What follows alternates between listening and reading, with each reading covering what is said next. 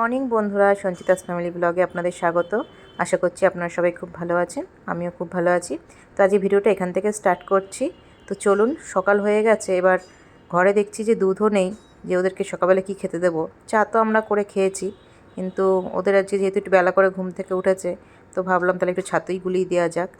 তো ছাতু গুলিয়ে দিয়ে আমি এদিকে ঘরটা মুছে নিচ্ছি, কারণ ওরা ছাতু খেতে খেতে আমি ততক্ষণে ঘরটা একটু মুছে নিয়েছি। আর সকালবেলা সোনু উঠে ঘরটা ঝাড় দিয়ে যেত, সেটা তোমাদের সাথে শেয়ার করিনি।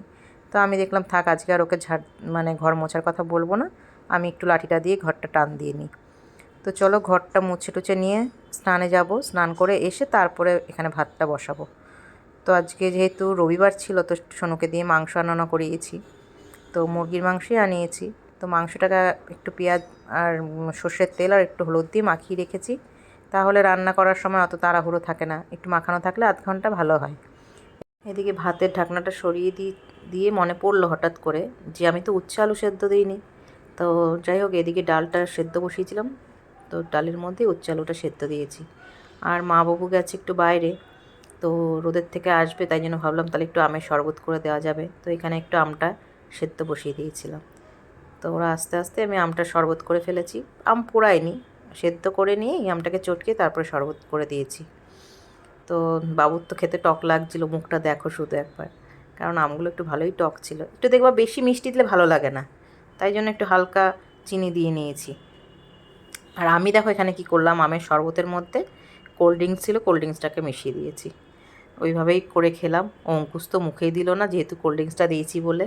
তো চলো, তাদের সাথে কথা বলতে বলতে আমার রান্নাও প্রায় কমপ্লিট হয়ে গেছিলো।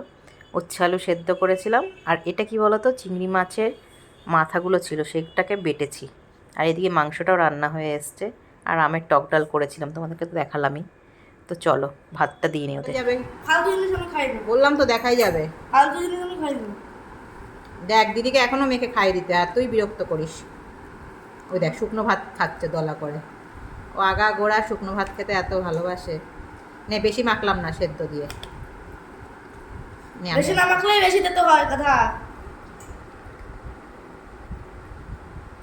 খেয়ে দেখ কত সুন্দর হয়েছে। ভালো হয়েছে না শোনো? মাংস দিয়ে খেতে দিবি না? কাঁচা লঙ্কা দিইনি, দাদু ঝাল খেতে পারে না।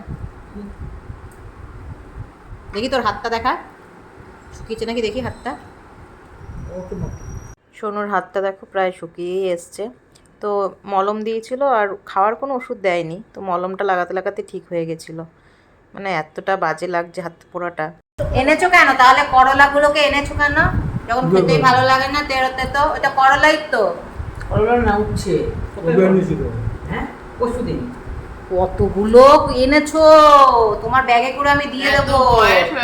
তাও তুমি খেতে শোনো, দেখো আমি তো ওদের কত চলো, ওরা খেতে থাকুক, আর আমি ভিডিওটা এখানেই শেষ করি, কারণ সেইভাবে আর তোমাদের সঙ্গে শেয়ার করার মতন কিছু নেই। তো খেয়ে দিয়ে তো ওরা ঘুমাবে। তো ভিডিওটা ভালো লাগলে একটা লাইক, কমেন্ট, শেয়ার করো, আর চ্যানেলটাকে সাবস্ক্রাইব করে আমার পাশে থেকো।